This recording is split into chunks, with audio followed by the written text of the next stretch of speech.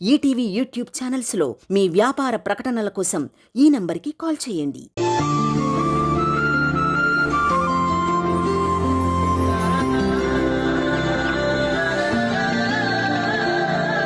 ఇప్పుడు నువ్వు మొక్కుబడులు చేతబడులు చేసినంత మాత్రాన జరిగిపోయిన అవమానాలన్నీ ఎగిరిపోతాయా? అందరి ముందు నన్ను ఎంత అవమానించాలో అంత అవమానించావు. నాకు జరగాల్సిన అన్యాయం ఎలాగో జరిగింది. ఇప్పుడు నువ్వు మొక్కుబడులు తీర్చుకుంటే 10 మంది నిన్ను మహాపతివ్రతని పొగుడతారు తప్ప దానివల్ల నాకు వచ్చే ప్రయోజనం ఏమీ లేదు. ఏం అవసరం లేదు, వచ్చి కారెక్కు. అది కాదు బాబు, తనేదో మొక్కుకుంది కదా, మీకు మధ్య ఏ గొడవలైనా ఉండొచ్చు. కానీ ఒక్కసారి స్వామివారికి మొక్కుకున్న తర్వాత ఆ మొక్కు తీర్చుకోకపోవడం మంచిది కాదు. అది దేవుణ్ణి అవమానించినట్టు అవుతుంది. సర్లేరా, తనొస్తానంటుంది కదా, మనం వెళ్దాం పదా. ఇదిగో చూడమ్మా, నువ్వు తీరిగ్గా ఎప్పుడో వస్తానంటే కుదరదు. అసలే ఎండలు మండిపోతున్నాయి. ఇప్పుడు పోయి నేనంతసేపు అక్కడ కూర్చోవడం నా వల్ల కాదు. 1 గంట టైం ఇస్తున్నాను, ఆ గంటలో వచ్చి చేరుకో.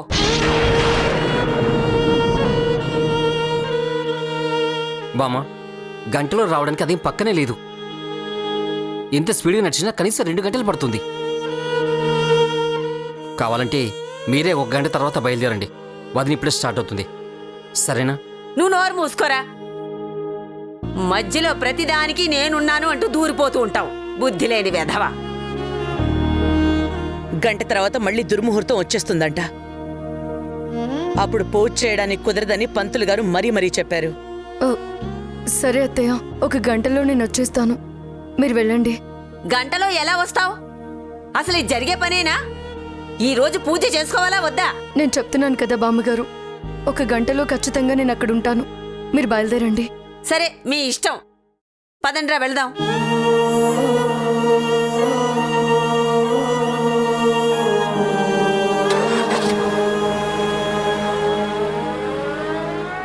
దిగులు పడకమ్మా, కనీసం ఆ పూజలు జరిగితేనైనా వీళ్ల మనసులు మారతాయేమో, నీ మీదున్న కోపం పోతుందేమో. పిన్ని, నందుకి జరిగిన అవమానానికి ఏ మనిషి అయినా అలాగే రియాక్ట్ అవుతారు. తన ప్లేస్లో ఉండి చూస్తే నందు మాట్లాడిన దాంట్లో న్యాయం ఉందనిపిస్తుంది. వదిన, త్వరగా బయలుదేరదాం పద. అసలు ఆవిడ 1 గంటే టైం ఇచ్చింది, చాలా దూరం ఉంది. త్వరగా బయలుదేరదాం. సరే పిన్ని, నేను బయలుదేరుతాను. సరేనమ్మా.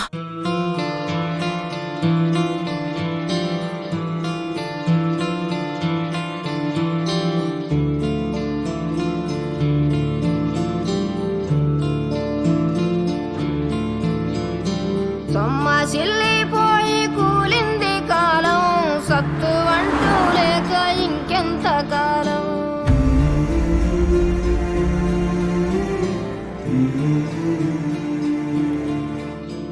గమ్యాన్నే ఛేదించే స్థైర్యంతో పదా, ధైర్యాన్నే సంధించే వచ్చిందో పదా. కాలకూటమైన ఈ తీపి స్పర్శ అమృతంగా మారే దారుందా ఈశా. తనువు నీలమవుతూ పెడుతుంటే ఘోష, జీవమున్న చావు పొందిందా శ్వాస. ఒరే నందు, కాస్త నెమ్మదిగా వెళ్ళరా. బదులిచ్చి తీరాలి కాదా, నెమ్మదిగా రా. దాగున్న సత్యాన్ని వెతకాలంట.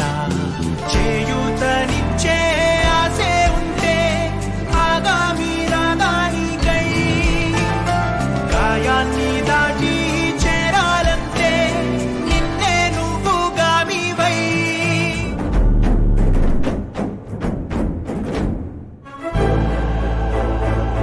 వదిన, బాగా ఎండగా ఉంది, కాళ్ళకి చెప్పులు కూడా లేవు. ఎంతసేపని ఇలా నడుస్తావు? నా మాట వినొదిన, ఏదైనా ఆటోలో వెళ్ళిపోదాం. లేదు గురు, నేను ఇలా ఒట్టి కాళ్ళతో నడుచుకుంటూ వస్తానని దేవుడికి మొక్కుకున్నాను. నిజమే వదిన, కానీ ఇంకో గంట లోపల మనం అక్కడ చేరుకోవాలి. ఎంత స్పీడ్గా నడిచినా మనం చేరుకోవడం కష్టమవుతుంది. టైంకి వెళ్ళకపోతే మళ్ళీ బామ్మ ఏదైనా గొడవ చేస్తుందో ఏంటో. కావాలంటే మొక్కు ఇంకోసారి తీర్చుకుందాం వదిన. ముందైతే నేను ఆటో పిలుస్తాను. వద్దు గురు, ఇలాగే వెళ్దాం. నువ్వేం టెన్షన్ పడకు, మనం టైంకి చేరుకుంటాం.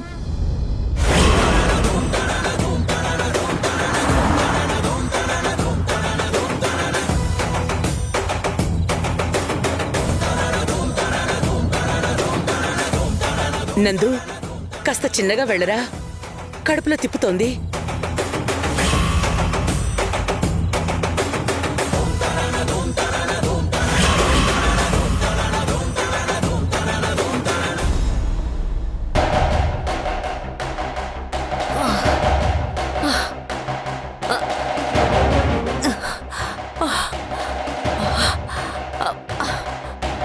అత్తయ్య, అబ్బా సులోచన, మొత్తానికి వచ్చేసామే, సేఫ్గా వచ్చేసాం.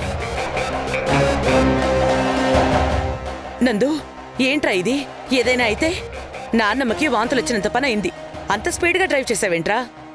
మేఘన గంటకల్లా ఇక్కడికి చేరుకుంటానంది కదా, చూద్దాం. గంట లోపల తను ఎలా వస్తుందో కళ్ళారా చూడాలని ముందుగా వచ్చినట్టున్నాడు. ఏరా నందు?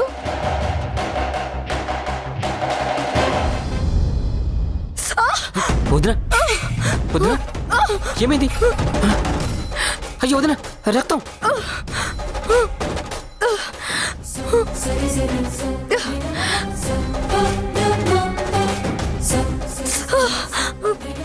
వదినా, రక్తం వస్తుంది వదినా. నా మాట విను వదినా, ఆటోలో వెళ్ళిపోదాం. వద్దు గురు, ఏమొద్దు, మనం వెళ్దాం పదా. ఎలా వెళ్దాం వదినా?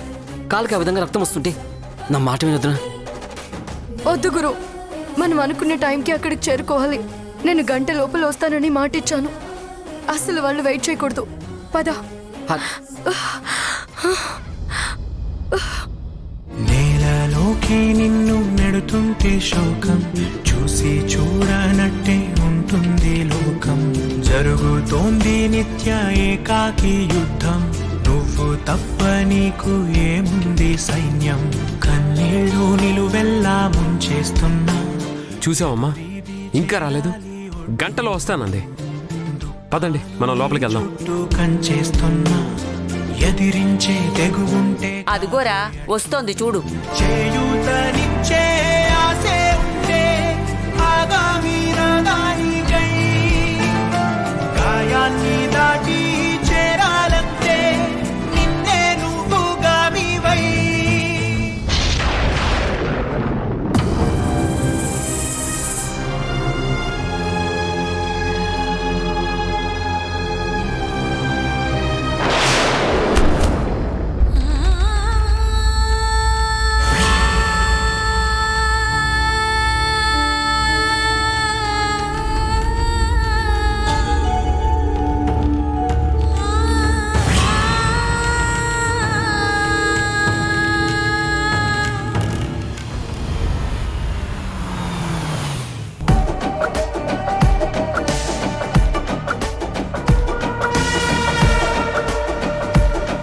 అబ్బా, ఏం టైమింగ్లో వచ్చాను. నీకు జరగాల్సిన అవమానాలన్నీ జరగాలి. అవన్నీ నేను కళ్ళారా చూడాలి. అయ్యో, మేఘనా, మేఘనా, మేఘనా, మేఘన గారు, మేఘన గారు, మేఘనా, మేఘనా, వేకప్. మేఘన గారు, మేఘనా, డ్రింక్ సమ్ వాటర్.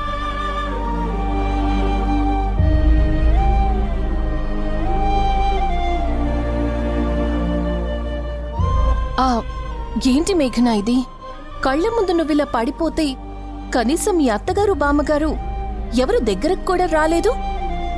వాళ్ళు సరే, నందు కూడా అలా చూస్తూ ఉండిపోయాడేంటి?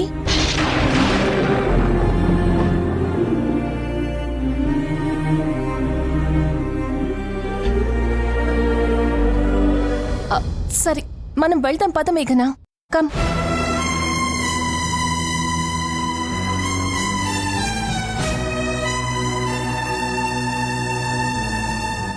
ఏంటి నందు ఇది? నీ కళ్ళ ముందు నీ భార్య అలా పడిపోయి ఉంటే అలా చూస్తూ నిలబడ్డావు గాని వెళ్ళి తనకి హెల్ప్ చేయాలి అనిపించలేదా? మరీ మానవత్వం మర్చిపోయి ప్రవర్తిస్తున్నావేంటి? అదేం లేదమ్మా, తను వస్తోంది కదా అని చూస్తూ ఉన్నావు, ఇలాగ తను పడిపోయింది. ఇదిగో మంచినీళ్ళు తీసుకుని వచ్చేలోగా నువ్వొచ్చి తనకి మంచినీళ్ళు అందించావు, అంతే.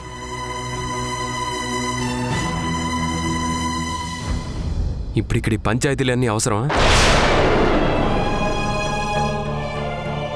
మనం వచ్చింది గుడికి, ఇక్కడ కూర్చొని ఎవరు మంచి చేశారు ఎవరు చెడు చేశారని చర్చించడానికి కాదు. ఇప్పుడు మీరు వస్తున్నారా లేదా? నేనైతే లోపలికి వెళ్తున్నాను. ఏదైతేనే అనుకున్న టైంకి వచ్చావు, చాలా మంచిది. పద లోపలికి వెళ్దాం. మీరు వెళ్ళండి అత్తయ్య, నేను మెట్ల పూజ చేసుకుని వస్తాను. మెట్ల పూజ? ఇప్పుడు మెట్ల పూజ ఏంటి? అదే అత్తయ్య, మొక్కుకున్నానని చెప్పాను కదా, ఆ మొక్కు తీర్చాలి. అమ్మా మేఘన, నువ్వు మెట్ల పూజ ప్రారంభించమ్మా. అదేంటి పూజారి గారు, తను మెట్ల పూజ చేస్తోందని మీకు ముందే తెలుసా?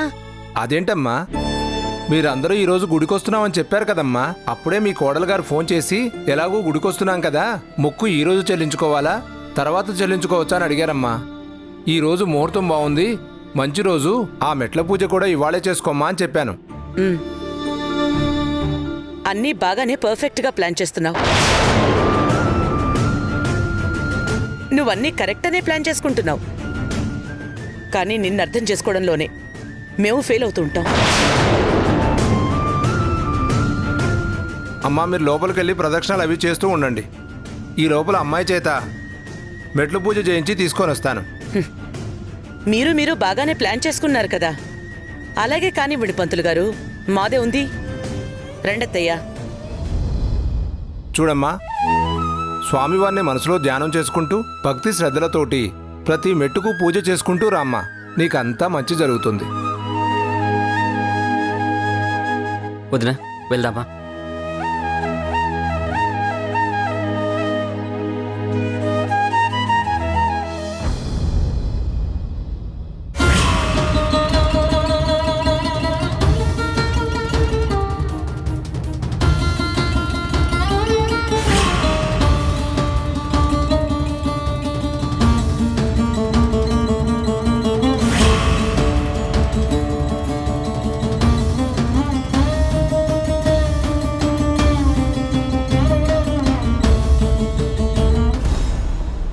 అమ్మో, దీని పాతివ్రత్యం ఇది చూస్తుంటే నాకే మనసు కడిగిపోతోంది. ఇక నందు తనని చూశాడంటే దాని మీద సింపతి క్రియేట్ అవుతుందేమో. నందు మేఘన మీద జాలి పడితే ఇన్ని రోజులు నేను పడిన శ్రమంతా వృధా అయిపోతుంది. ఇప్పుడేం చేయాలి?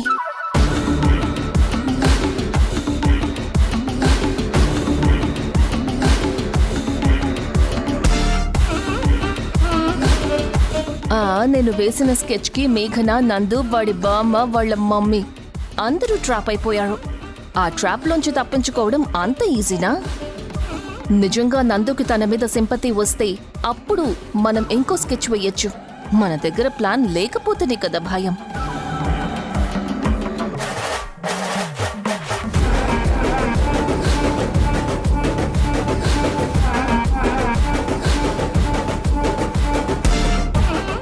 మేఘనా, కెన్ ఐ హెల్ప్ యూ? వద్దా రోహి, ఇది నేను చేయాల్సిన పూజ, నేను మాత్రమే చేయాలి. నువ్వు లోపలికి వెళ్ళు, ఈలోపు నేను ఈ పూజ పూర్తి చేసుకుని వచ్చేస్తాను. నిజంగా నీలాంటి భార్య దొరకటం నందు చేసుకున్న అదృష్టం. కానీ నీ గొప్పతనం వాళ్ళకి అర్థం కావట్లేదు. నేను వాళ్ళకి కోడలిగా దొరకడం కాదు, ఇలాంటి మంచి ఫ్యామిలీ నాకు దొరకడం నేను చేసుకున్న అదృష్టం. ఇలాంటి డిస్టర్బెన్సెస్ కామనే ఆరోహి, ఏం పర్వాలేదు, అన్నీ సర్దుకుంటాయి.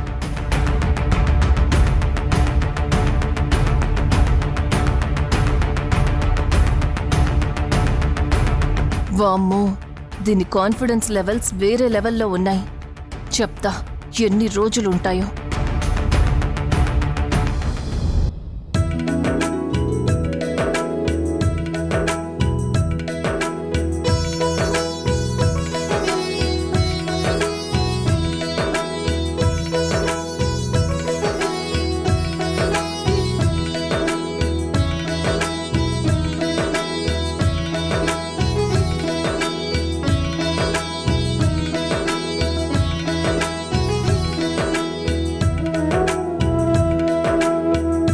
నమస్కారం సులోచన గారు. నమస్కారం అండి.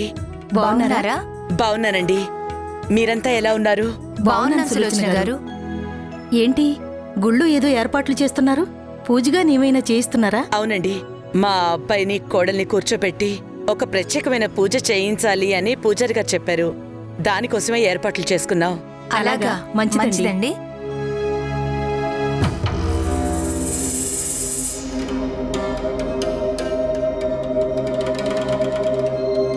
చూసావా? పూజలు చేయిస్తుందంట, పూజలు. ఎన్ని పూజలు చేయిస్తే ఏం లాభం? కొడుకుని పద్ధతిలో పెంచకుండా అచ్చోసిన ఆంబోతులాగా ఊరు మీదకు తోలింది. ఇప్పుడు పరువు పోయాక దేవుడి దగ్గరికి వచ్చి పూజలు చేయిస్తుంది.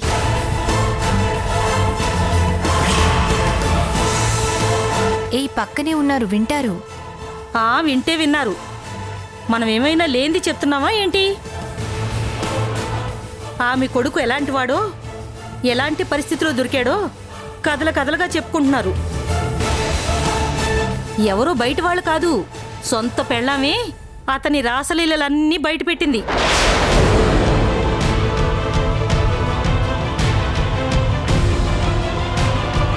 అయినా వీళ్ళని కాదు, ఆ అమ్మాయిని అనుకోవాలి. మొగుడు ఇలాంటి వాడని తెలిసినా కూడా ఇంకా విడిచిపెట్టకుండా పక్కనే కూర్చుని పూజలు చేయడానికి రెడీ అయిపోయిందంట. చిచ్చి, ఏం కుటుంబమో ఏంటో.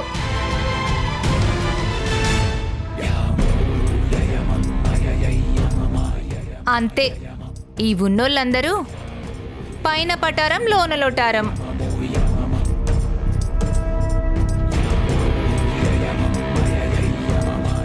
నందు, నీకెంత అవమానం జరగాలో అంత అవమానం జరుగుతుంది. నాకు కావాల్సింది కూడా ఇదే. ఇది ఇంకా ఇంకా పెరగాలి. అప్పుడు గాని మేఘన మీద నీకు నిజమైన అసహ్యం కలగదు.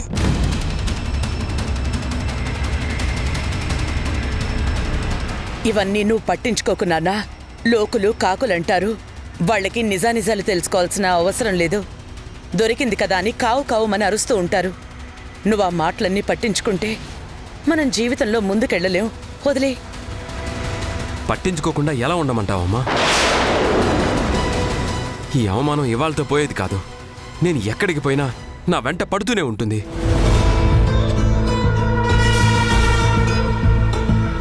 ముక్కు మొహం తెలియని వాళ్ళు కూడా నా గురించి నోటికొచ్చినట్టు కామెంట్ చేస్తూనే ఉంటారు. నా లైఫ్ మొత్తం ఈ అవమానాన్ని భరిస్తూనే ఉండాలి. ఇదంతా నా బ్యాడ్ లక్ అమ్మా.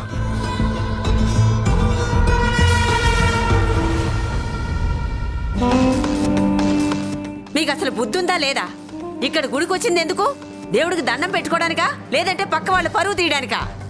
ఏంటండి బామ్మగారు, ఏంటి మా మీద కోపడుతున్నారు? కోపట్టం కాదు, మిమ్మల్ని అందరినీ నించున్న చోటనే చెప్పు తీసు కొట్టాలి. మీకు కొంచెం అన్న బుద్ధి జ్ఞానం ఉందా? అసలు మీకేం తెలుసని నోటికొచ్చినట్టల్లా వాగుతున్నారు? మా వాడు అమ్మాయిలతో తిరగడం మీరు చూసారా? మేం చూసేదే ఉంది, లోకం మొత్తం చూసింది. ఎవరో కాదు, మీ కోడలే అందరికీ చూపించింది.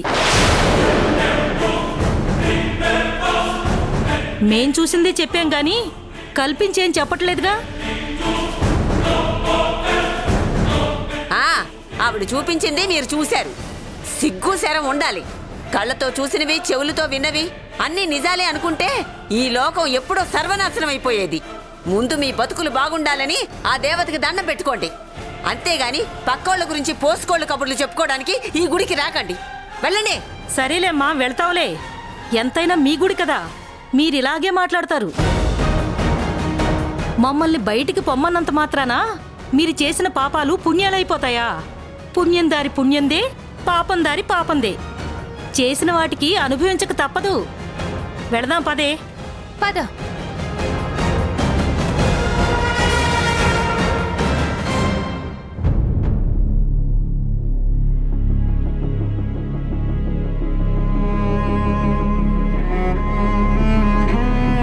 అమ్మా మేఘన, గుడిమెట్ల పూజ అయిపోయిందమ్మా?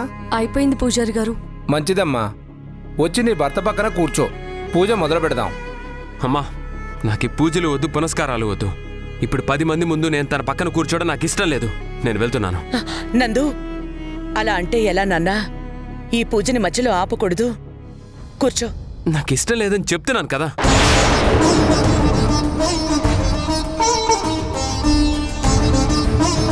ఒరే, ఏది ఏమైనా మనం వచ్చింది దైవ కార్యక్రమం కోసం.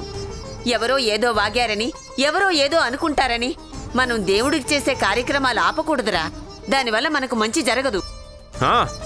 ఇప్పటి వరకు నాకు బాగా మంచే జరిగింది. ఇక మీదట ఇంకా మంచి జరుగుతుందని దేవుడు పూజ చెయ్యాలి. నాకు ఇష్టం లేదని చెప్తున్నాను కదా, నేను వెళ్తున్నాను. నందు, ఏంటి నందు ఇది? మనకేదో జరిగింది అని ఆ కోపం దేవుడి మీద చూపిస్తాను అంటే ఎలా? అన్ని మర్చిపోవాలి నందు, ప్లీజ్. నాకు అర్థమైంది, ఇలాంటి సంఘటనలు మర్చిపోవడం కష్టమే కాదనను, కానీ మెల్లగా అలవాటు చేసుకోవాలి.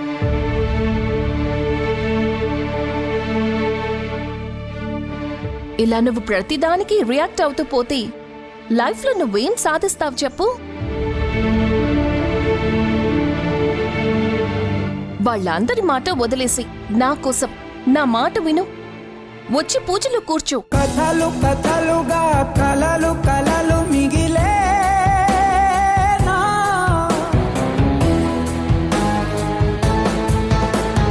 తుదలు లేని ఆ కథల గతులు అడవే. నిత్య, నువ్వు చెప్పమ్మా, అసలేం జరిగింది? ఇంట్లో అందరూ మమ్మల్ని బాగా ఏడిపిస్తున్నారు నానమ్మ. అమ్మని, తమ్ముణ్ణి, నన్ను ఎలా పడితే అలా మాటలు అంటున్నారు. అసలు నాన్న అయితే మేం దగ్గరికి వస్తేనే మా మీద కోపగించుకుంటున్నాడు. ఏంటండి, ఏమైంది? మీకు పిల్లలతోటి మేఘనతోటి కష్టంగా ఉంది అనుకుంటే నేను వీళ్ళని మా ఇంటికి తీసుకుని వెళ్తాను.